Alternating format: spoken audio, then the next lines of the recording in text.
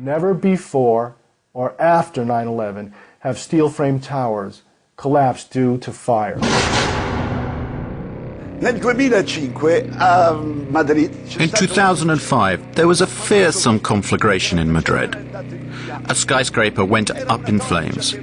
It was a huge torch that kept burning for 20 hours. 20 consecutive hours. But in the end, the load-bearing structure remained intact. The skyscraper did not fall down.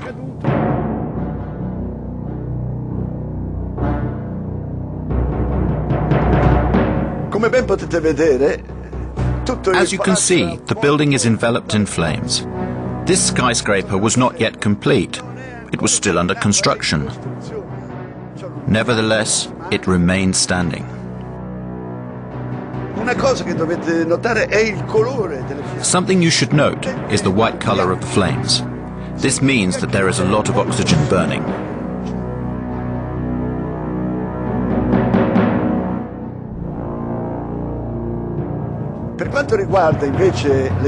If you look at the flames coming from the two towers in New York, we can see instead that the flames are dark red and the smoke is black.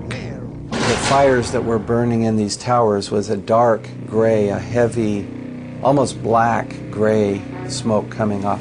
This implies an oxygen-starved fire. Nevertheless, 55 minutes later, the whole tower collapses.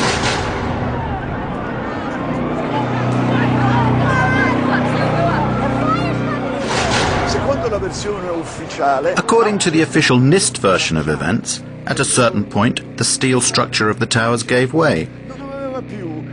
It no longer had the structural strength that it had at the beginning. And all of this was supposed to be because of the immense heat. And here is something difficult to explain. We know that at some point certain people managed to walk down from the top of this tower and crossed the point where the fire was strongest. Somehow they reached the bottom of the tower. How did they manage to do that? I don't know. When I looked down there, I didn't see flames. I just sensed that it was the right thing to go and try and test it. We would go as far as we could until we were stopped by flames. And when we came to the 78th floor, the last layer was standing, but it was cracked. And there were flames licking up the other side of the wall like this. It wasn't a roaring inferno. I sensed that the flames were maybe starved for oxygen right there, you know, in the interior. We kept going, and we got onto the 74th floor. When we got down that far, normal conditions. The lights were on, fresh air coming up from below. So the temperature inside the building was not particularly high, as we can see from the presence of this woman, who is standing at the precise point where the plane impacted.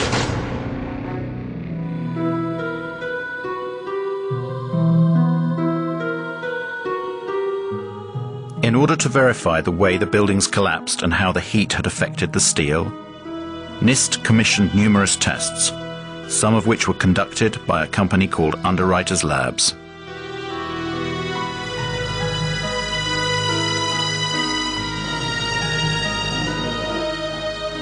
And Kevin Ryan, he's the former employee from Underwriters Laboratories who challenged the NIST report.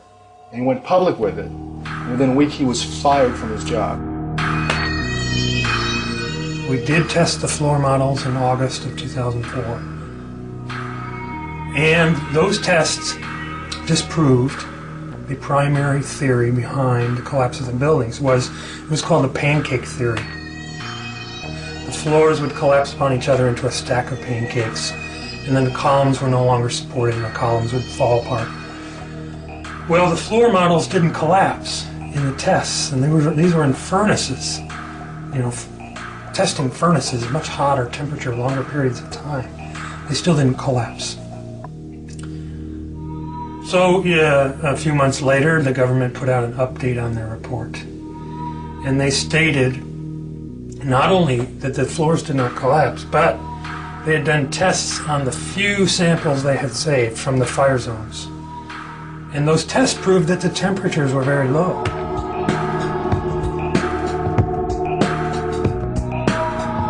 temperatures were not hot enough to even soften steel. And yet, they're coming out with a summary statement that says that's what actually did happen, that the floors did collapse and the steel did soften.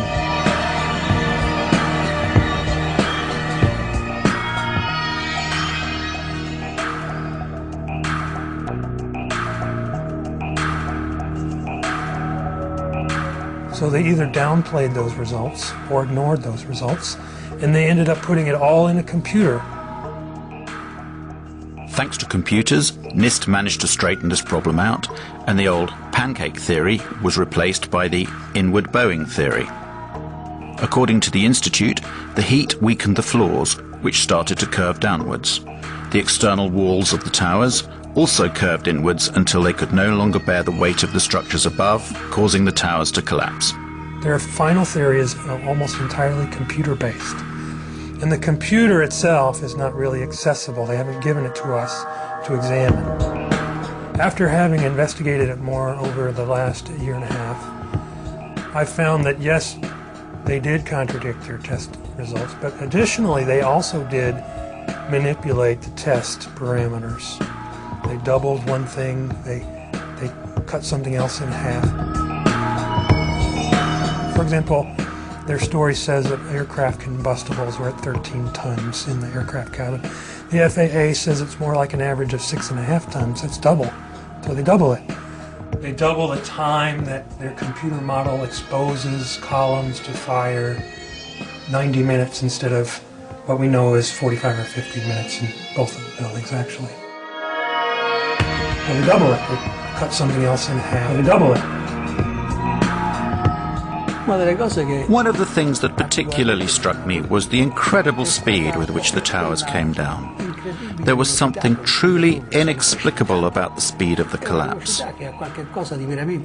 If we dropped a weight from a height of around 400 meters, which was the height of the towers, the time it would take to reach the ground, supposing that there was not even any air resistance to slow down the speed of the fall, would take approximately 9 seconds.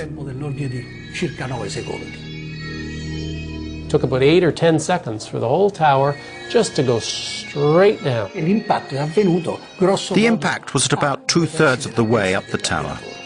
Even if the section above collapsed suddenly due to the structure giving way, and even considering that the impact of the section above was enormous and therefore in some way weakened the resistance of the structures below, it is clear that, due to the resistance of the undamaged part below, this tower should not have fallen at such a speed.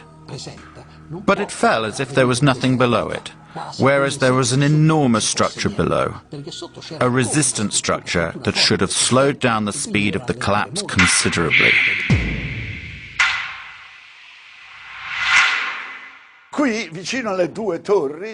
Here, close to the two towers, there was another large tower, which was hit by the debris from the tower that collapsed.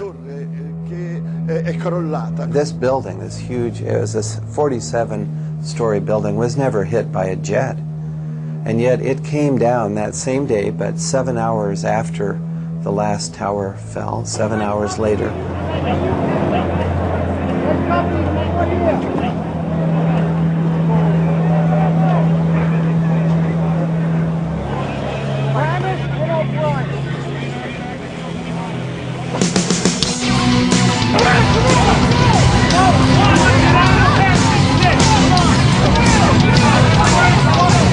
We measure the time of fall. The fall is almost free fall speed.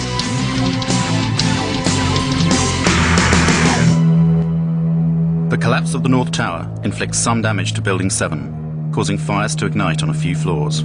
Even the official version admits that fire has a low probability of causing the collapse. But why does total collapse take place? And why does it occur at free fall speed? As I saw the collapse of World Trade Center 7, I realized this was something that needed to be studied and could not be ignored. Building 7 and the Twin Towers share one utterly bewildering similarity: the presence of molten metal found in the debris of all three buildings weeks after the collapse. Is this molten metal that we have now studied at length that came from these buildings and existed then in pools underneath the rubble of all three skyscrapers, both towers and Building 7. A metallographic analysis was conducted by a specialized institute that examined the structure of a girder taken from ground zero. Quando sono state sfilate queste travi, la parte che era sotto le macerie pare. When these girders were extracted from under the rubble, it seems as if parts of them had melted. This is totally inexplicable because the temperatures reached by the fires could only have been 800 degrees at the most. To melt a steel girder, you have to reach temperatures of around 1600 degrees. How could this be? Come?